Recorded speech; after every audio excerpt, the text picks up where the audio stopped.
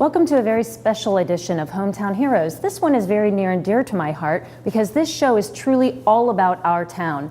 Hall Anderson is a legendary photographer right here in Ketchikan, and he has made his entire career taking images of everyone and everything in and all over Ketchikan. Now, he recently had his opening back in December right here at the Tongass Historical Museum. It was the largest opening ever in the history of the museum with over 600 attendees. Now, to give you an idea, a typical opening for the museum has about 200 to 250 guests, and their previous large opening had a maximum of 348 people that attended. So you can imagine how huge this exhibit is for the museum. Enjoy the program.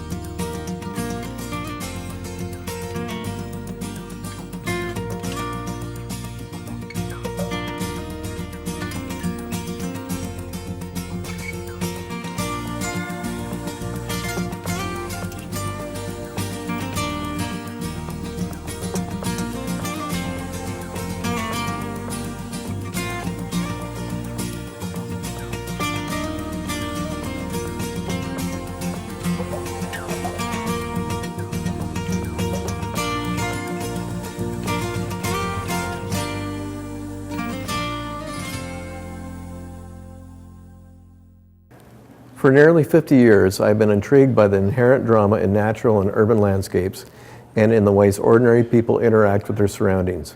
I am fascinated by the unintentional choreography and the uncanny juxtapositions in everyday life. I love the discovery of the moment and applying a sense of order and design to events unfolding before my viewfinder. Part of the rush for me is encountering that unscripted drama as I step out onto the street. Oftentimes, I shoot from the hip with little forethought, knowing I'm onto something. I work it. Sometimes it's easy, other times it's much harder, but I keep going for it until I think I've got it. Only later, when I come back to the darkroom or the computer, does the real discovery begin. Finding that one magical moment truly makes my day. Photography has always been a way for me to discover and explore the drama and to document the dance. The camera keeps me grounded to my place in the world as an observer, as a participant, and as a chronicler of my extraordinary life here in a small town in Southeast Alaska. The odds against a great photographer taking a job on a small town daily newspaper into which he invests his entire artistic career are 1,000,000 to 1. Hall Anderson took a job at the Ketchikan Daily News in 1984, and to our good fortune, he never left. For more than a quarter of a century, he's photographed 4th of July parades, logging rodeos, elections, storms, heartbreakingly bright days, salmon derbies, and all the tragedies and joys of life from which we would have been excluded without the presence of his masterful eye and his camera. To tens of thousands of people who have lived in Ketchikan, whether they passed through for a season of work or settled to make lives here, Hall Anderson's photographs are as indelible as the events themselves. Thank you so much for sharing with us. I got to ask this one last thing, and it just occurred to me. What made you as a young man decide, I want to be a photographer? Well, that's a good question, and that's a tough one to answer.